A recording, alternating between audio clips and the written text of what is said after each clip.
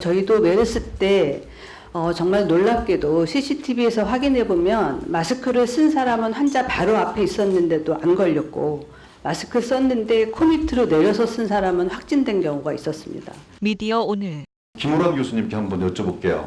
메르스 당시에 어떤 역할을 하셨습니까? 저는 메르스 당시에 대한예방의학회 메르스 위원장을 맡았고, 여러 민관 협의체에서 참여를 했었고, 실제 평택에서 역학조사에 참여하였습니다. 메르스, 사스 이렇게 비교해봤을 때 지금 신종 코로나 바이러스가 가지고 있는 위험성, 치명성 이런 부분 어느 정도 평가하십니까? 메르스 때도 일부에서는 중동 감기인데 왜 이렇게 호들갑이냐 이런 이야기도 있었지만, 우리나라에서 20% 치명률이었고, 그 중에서도 증상이 기저질환이 없었던 사람도 10% 치명률을 보였습니다. 기저질환이 있었던 분들은 30%가 좀 넘었고요. 사스는 우리나라에서는 3명 정도 의심자가 있었지만 확진자는 1명도 없었습니다. 네. 중국이나 홍콩, 캐나다에서 나온 자료를 보면 9.6% 치명률이었고요. 사실 지금 신종 코로나 바이러스의 치명률은 판단하기가 아직 이릅니다. 네. 왜냐하면 아직 상황이 진행 중이고, 현재 사망하신 분들은 이미 1, 2주 전에 발생하신 분인데 최근에 몇천 명 확진자가 늘어났기 때문에 그분들을 포함하고 계산하면 치명률이 낮은 것 같지만, 네. 좀 더 봐야 되고, 좀 더... 지금 100몇십 명 사망하셨다고 하지만 중국의 중증자가 900명이 넘습니다. 네. 그래서 그분들 중에서 얼마나 사망이 나오는지에 따라서 달라질 거라고 생각하는데, 아주 나쁘면 사스 수준, 그렇지 않으면 사스보다 확대된 위험성이 크다 이렇게 판단하시는 거죠? 예, 그렇습니다. 메르스 당시와 비교할 수 없겠지만, 그리고 정부가 좀 미진한 부분들도 있겠지만 지금 어느 정도 대처하고 있다고 보십니까? 저희가 메르스를 호되게 겪으면서 메르스 전과 후는 달라야 된다라고 보건의료인들 또 질본도 많이 얘기했고, 굉장히 많은 부분이 달라졌습니다. 네. 그렇지만 달라진 거가 실행에 옮겨지지 않은 것들도 있습니다. 네. 예를 들면 역학조사관을 충원하기도 하고 법도 바꾸고 인력 TO도 바꿨지만 실제로는 다 뽑지 못했습니다. 네. 그래서 그런 부분들 더 잘 될 수 있도록 해야 되고, 이렇게 현장에서 이제 일이 벌어지고 나면 저를 포함해서 전문가가 어디냐라고 하는데 평소에는 별로 관심을 갖지 않습니다. 네. 예, 그래서 전문 인력을 양성하는데도 좀 더 평소에도 관심을 가져주셨으면 좋겠습니다. 국회가 더 노력하겠습니다.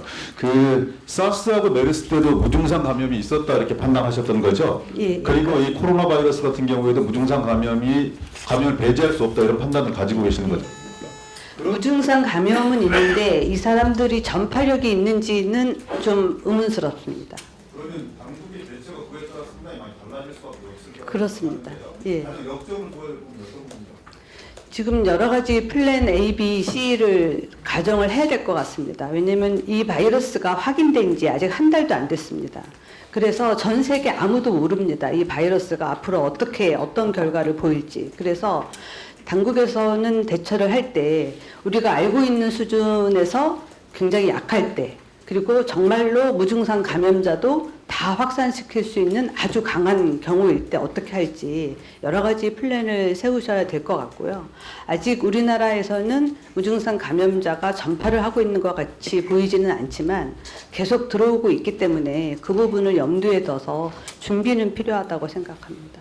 정부 당국은 최선을 다해서 대책들을 마련해야겠지만, 국민 개개인이 예방하고 손 씻고 마스크하고 또 가리고 기침하고 이런 소소한 예방 수칙들이 있잖아요. 이런 과정을 통해서 국민 여러분께 반드시 이것만큼은 좀 스스로 노력하셨으면 좋겠다 이런 부분들 있으면 말씀해 주시겠습니까? 예, 가장 중요한 거는 손 씻기 마스크인데요. 저희도 메르스 때 정말 놀랍게도 CCTV에서 확인해 보면 마스크를 쓴 사람은 환자 바로 앞에 있었는데도 안 걸렸고, 마스크 썼는데 코 밑으로 내려서 쓴 사람은 확진된 경우가 있었습니다. 그래서 의료기관에 간다거나 사람이 많은 곳에 갈 때는 꼭 마스크를 쓰는 것이 필요하고요. 그 외의 예방수칙은 알고는 다 계실 텐데 실행을 안 하는 게 문제입니다. 손 씻을 곳을 많이 마련하는 것도 필요할 것으로 생각합니다.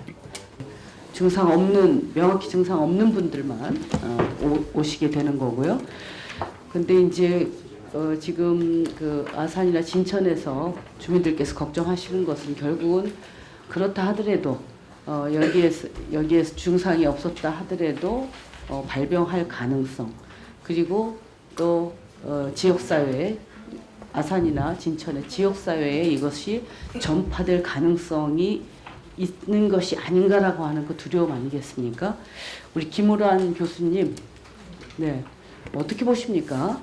지금 우리 주민들의 이런 걱정과 관련해서 그런 가능성이 있습니까? 저는 거의 없다고 생각합니다. 왜냐하면 이분들이 시설에 들어가면 사실 이분들끼리도 접촉을 철저히 금지하고 있습니다. 혹시라도 그 안에서 유행이 발생하면 안 되니까요. 그리고 건물 밖으로 나가시지 않을 거고요. 이분들을 계속 발열 체크를 해서 증상이 있으면 바로 격리병원으로 모시고 가기 때문에 일반 주민한테 갈 일은 가능성 거의 없다. 없습니다. 네, 일본에는 지금 그 귀가시켰죠. 네, 네, 그렇습니다.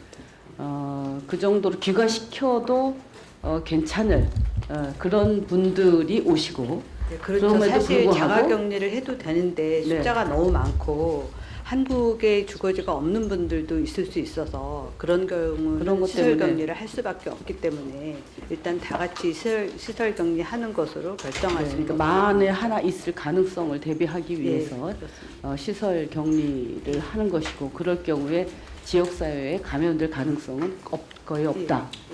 이렇게 이제 보시는 거죠.